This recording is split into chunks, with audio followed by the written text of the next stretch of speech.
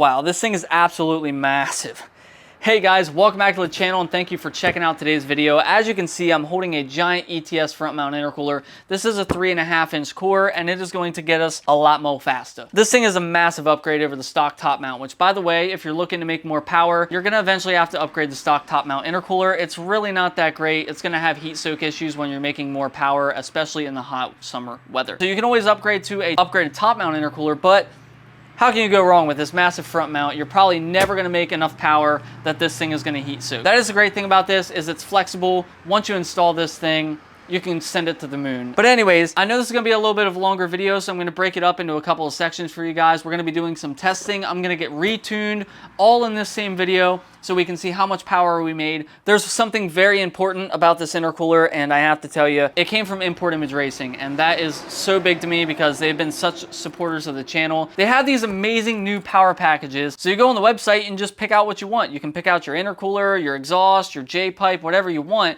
It's all gonna be listed in your power package, and it comes with a Clark Turner tune, and that's the guy tuning my car, and we're making some good power. So definitely check it out. It's gonna be the best way to upgrade your car, and of course you're gonna save a little bit of money buying those power packages. And you guys already know, if there's something on the website that you see and maybe it's not in a power package or maybe it's something extra that you want, you can always message the sales team. They'll do their best to hook you up, and they'll always get you the best price, the fastest shipping, and the best customer service. So thank you, Import Image Racing, for sponsoring today's video. Let's go ahead and dive into the install. So as much as I'd like to see that giant shiny front mount in my grill right now, we got a lot of work ahead of us. So we're gonna pull the bumper off. I actually have a video over at Import Image Racing when I was still there showing you guys how to take the bumper off. I'll link that in the description.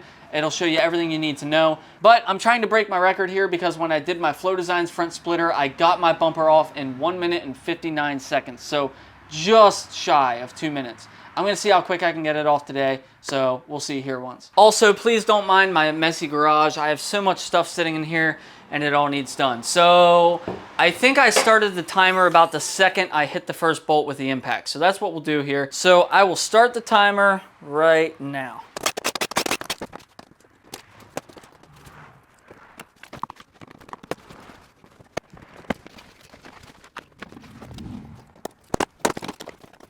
Boom.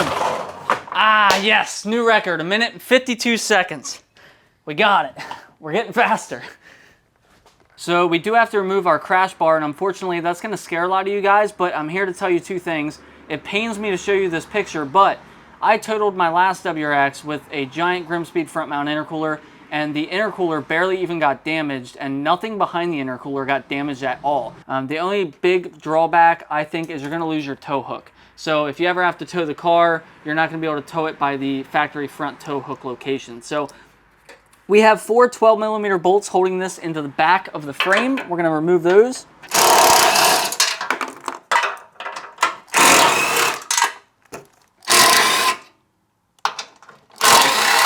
We're gonna have 4 more identical on the other side. Once you have those 8 bolts removed, we can just pull the crash bar off the front of the car. So one more quick, controversial thing that people talk about with the crash bar removal is that your insurance will void a claim if they notice you removed it. And that, in my experience, has not been true because my insurance paid off my old car after I totaled it. They did, however, subtract $1,000 from the payout because I altered and removed the front crash bar. But they gave me some money for modifications that I did not claim on my insurance, such as the intake, the intercooler, things that they could see on the car. They actually added a little bit of value, so it evened out. It's really not that big of a deal. If you're worried about it, well, you might want to go with a top mount, but if you don't care, full send. Now, you don't need to remove this piece here, but I am going to because I'm going to be putting my Noble Sport grill back in. I think with the front mount intercooler, it will look really cool. With the extra AERO and stuff now, I think it won't look quite as out of place as it did before. And I didn't like that I could see this behind the intercooler. I have confirmed that this really isn't helping with much. So it's not like this is gonna be a really big deal if we remove it. So I'm not worried about it. We are going to take this thing out of the car now.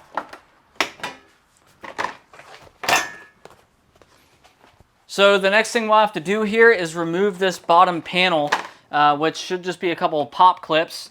Actually just pop right out the side. We have 2 pop clips here in the center. And we're gonna have to remove our ambient temperature sensor. So all this thing is here is your ambient temperature sensor, which basically is what displays on your dash what the temperature outside is. Okay, so we have that removed. I am going to, the intercooler is probably going to be in the way here, so I'm going to move this behind somewhere. I don't know if it'll go in this slot. Maybe if I remove this clip here. Let me try that.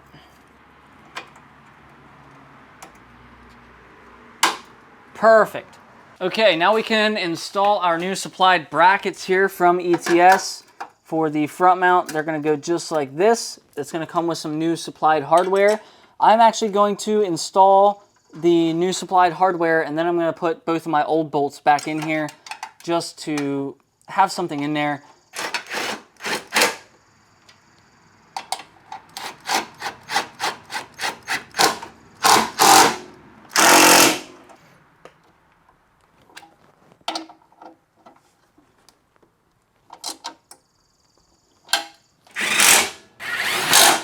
A good idea to do, I actually have a box full of OEM hardware.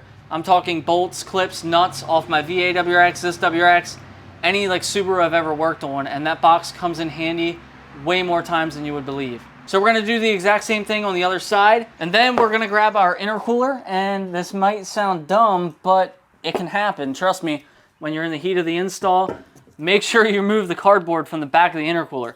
Otherwise, it's not going to be doing a lot of cooling at all. So just make sure that's all off. You can keep the tape on the end tanks for right now. That's fine. And then obviously, if you don't have the logo, the brackets are going to go on the back side. But for me, I have the logo on the front, so that'll help know which way it goes. Oh, then we're going to lift this heavy sucker in here. Sit it down. And we will line up our bolts. So we're going to have provided bolts and locking nuts. We're going to lift this thing up just a hair, slide that through, and hand tighten that, and then we'll go to the other side, do the same thing. So that is a 12mm bolt with a 13mm nut on the back side. Go ahead and we'll tighten that up.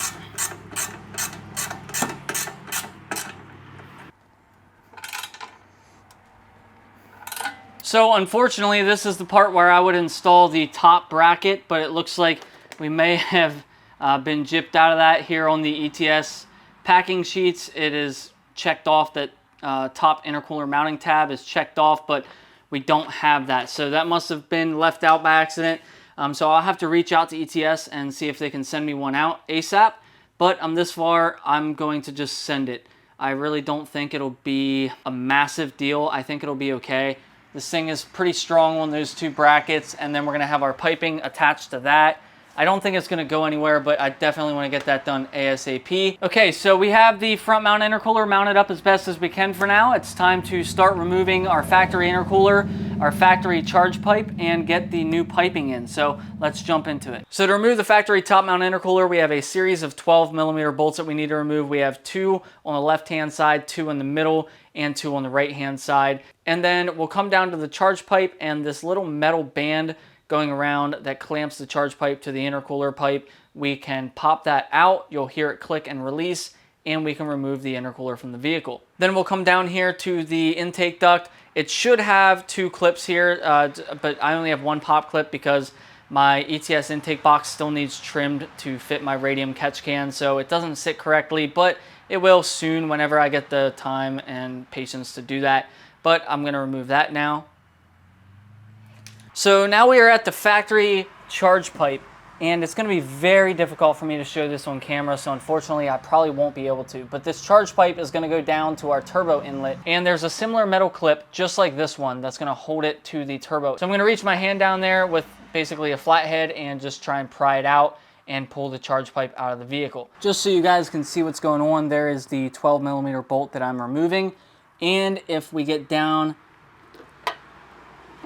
right there, you can see the very tip of that metal band that we're gonna have to pop out. So I would be lying if I told you guys that this was super easy to get out. It was difficult to get my arm down in there and do this without removing the radiator fan. If you remove the radiator fan, it'll be a little bit easier, but there you can see the metal band that we had to remove. There is a little rubber O-ring in here. We might need that, I'm not sure yet. And then this retainer ring fell out also. I'm not sure if we're gonna need that. I doubt it, but we'll set that stuff aside. We had to take the factory O-ring out of the factory intercooler and put it in here. It was a little tricky because when it pops out, you're gonna have to almost reverse it, if that makes sense. You're gonna have to kind of flip it and push the outwards edge in and line it up in the groove. But once you have that done, so we are gonna have to get this coupler down over, and with our factory seal there, it is proving to be difficult. So I'm gonna have to find a way to get that on there. Going to get creative here. I have a piece of cardboard with some carpet on it, and I'm gonna try and... That worked. You sometimes gotta improvise and use whatever works, and sometimes it's not the most conventional method. But we got that in, that seal's definitely tight. And then we have bolt holes lining up now with the factory bracket, so we're all good there. I have to figure out what coupler goes on here. So we have two reducer couplers, a smaller one and a larger one. Unfortunately, I think the logo's backwards because I think we need to use the larger one. Here you'll see it'll sit like this. Because the logo's backwards, I'm actually gonna put this one upside down. It should go on and reduce down to fit this piping. I'm gonna go ahead and put our bolts in there so that we can get that out of the way. So you're gonna have a longer one and a shorter one. The shorter one is gonna go on the left-hand side, the longer one's gonna go on the right-hand side. We have a 3-pack of clamps. There's gonna be 2 smaller ones and 1 larger one. We're gonna need the 1 larger one for this piece here. We're gonna slide that down a while. Then you're gonna get a pack of a bunch of smaller ones. And we're gonna use one of those for the end here where it's gonna meet the pipe. So these are 11mm locking nuts on the end of these clamps. We can slide that over top of this coupler. It's gonna be a tight fit, so just be prepared for that. And we'll do that just like so. And then we are going to get this shaped pipe. So this is our massive angle bend here. We're gonna take this and put it through this coupler. It's gonna be a tight fit because of that clamp on there. But if we work at it, we'll eventually get it in there. Sometimes the best trick to do is to put it over the pipe first and then put the pipe through the coupler and then put the clamp over top of the coupler. So now the 2 smaller clamps in that pack of 3 are going to go on this piece here, and it's gonna go this orientation where that's gonna point downwards. So we are going to slide that over the pipe. We'll slide this one onto the coupler. Again, I'll try my best to hide these if I can. So I'll point this one this direction. And we'll slide the coupler over the pipe. Kind of come up to that like first major rib in there. As long as we have enough on there, then we can slide the clamp over top. Again, we can come back and retighten any of this stuff later if we need to. For now, I'm just trying to make sure that we're gonna be able to move anything if we need to. So I was trying to mock up some of the piping, and we are gonna have to move this horn. It's in the way, so not sure where we're gonna go with that, but we need to remove it. On both sides, I'm gonna remove these brackets that hold the crash bar in place. They might have to come out anyways, so I'm just gonna remove them. That way I know they're not in the way. So it looks like there's probably 4 14mm bolts holding this on. I'm actually gonna have to take my washer reservoir loose to get the 2 in the back there.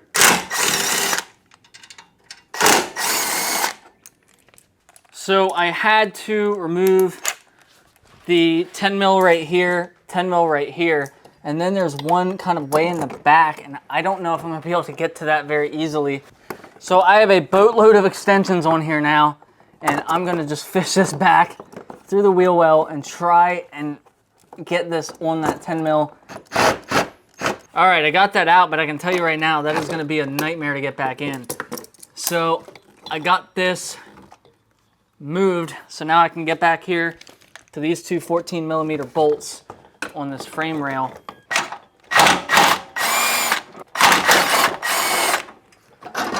There it is.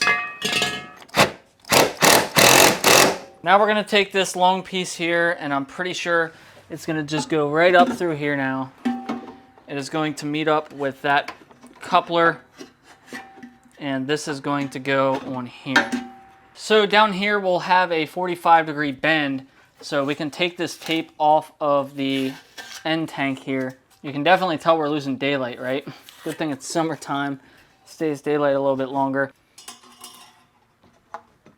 Slide this coupler on there, and then this will get turned and popped onto the intercooler.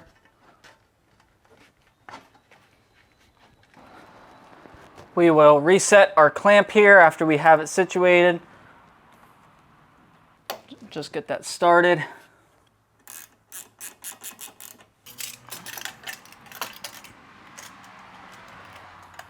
Reset that clamp. If you loosen these up and remove them completely, like remove the nut completely from the clamp, it is a little bit difficult to get them back on, but it's beneficial in that you're not sitting there struggling, trying to slide it over and screwing up everything else. So we have that pretty much loosely fitted. We're gonna come back up top now. So now up top, we have everything going on up here. We're gonna try to, I'm gonna have to kind of bend that AC line down a little bit. But we're gonna have to try and get this connected here, which might be a little tricky.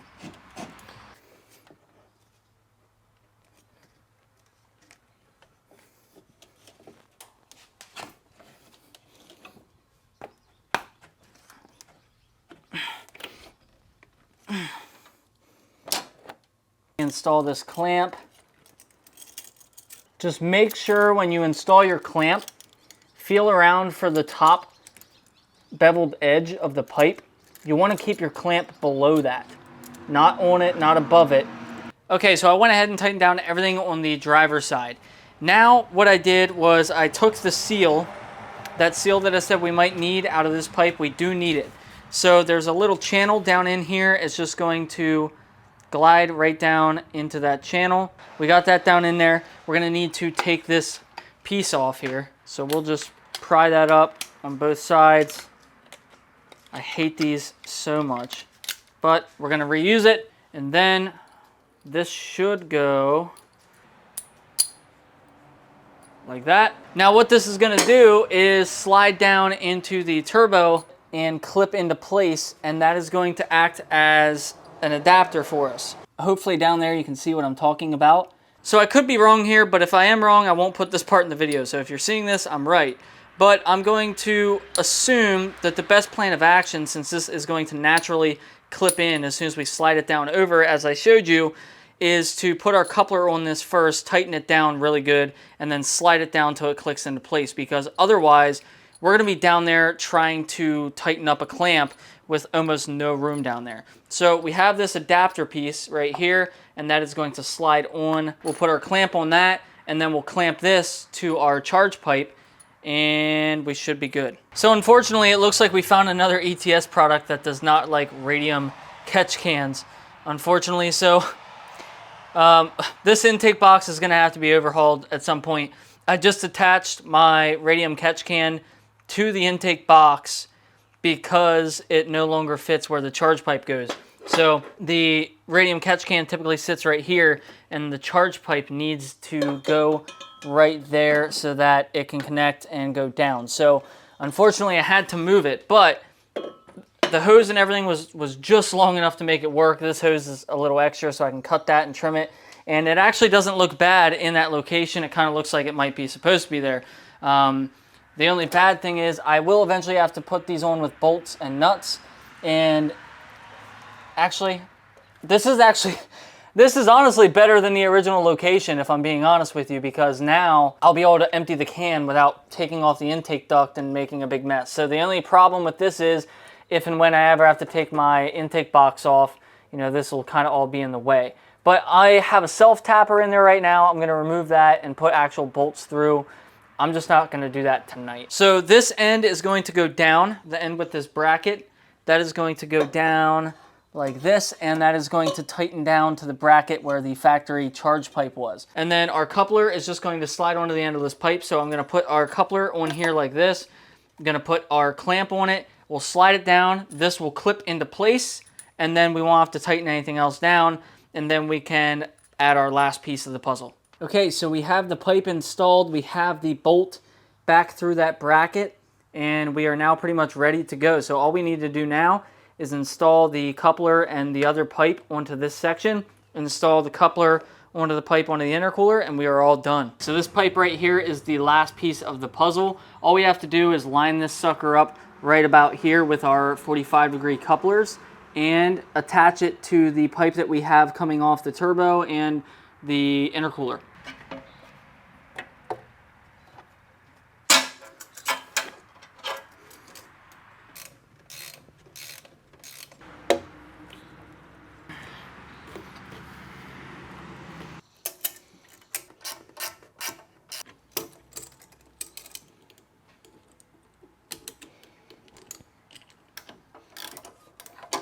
Alright guys, so I just want to show you how I have everything configured now so you can see the final thing and use it for reference when you guys are installing your kit. So we have that coupler that kind of sizes down, coming around that elbow to our massive coupler right there, coming down to our curved pipe that goes down and around and comes into the intercooler. Then we have our intercooler here, come around to this side with our other curved pipe that comes up through and connects to this coupler, and then our other elbow that comes down and connects to the turbo. That's it guys, that is the front mount intercooler kit installed. All we have to do now, well, I have to wait for ETS. I'm gonna run it like this anyway for right now, but I have to reach out to ETS and get a new bracket because I was missing that. But that was the only problem that I had. And also the horn, I tested it and the horn is not working, I guess because technically it's not grounded. It's not on the frame, so it's not grounded to the vehicle. So I might try and relocate it over here or something somewhere. It really wasn't all that bad if I'm being honest. I think it took me about 3.5 hours while filming and trying to figure out where each pipe went and how it all went together. Maybe 4 hours tops. But I also had to relocate my catch can. I had to figure out where all the pipes went, what couplers went where, and all that jazz. So hopefully this video was helpful for you guys, and it'll show you where everything goes and make the install a little bit quicker for you. But it's really not a bad install, especially if you got a buddy to help you out. You'll be done in no time. But I am going to put the front bumper back on. I put my sport grille back in there, and I cut out the center section of my bumper. So we'll put this on, see how it looks on the car. It should look pretty freaking mean. Damn. That looks so freaking good. That's a big freaking intercooler with the Noble Sport Grille, that big ETS front mount intercooler. I think that looks freaking awesome. Okay guys, so unfortunately I did have a hiccup when sending Clark my first revision tune. I sent him my first logs and he did say we had a boost leak. So unfortunately I had to tear things back apart and try and find the boost leak.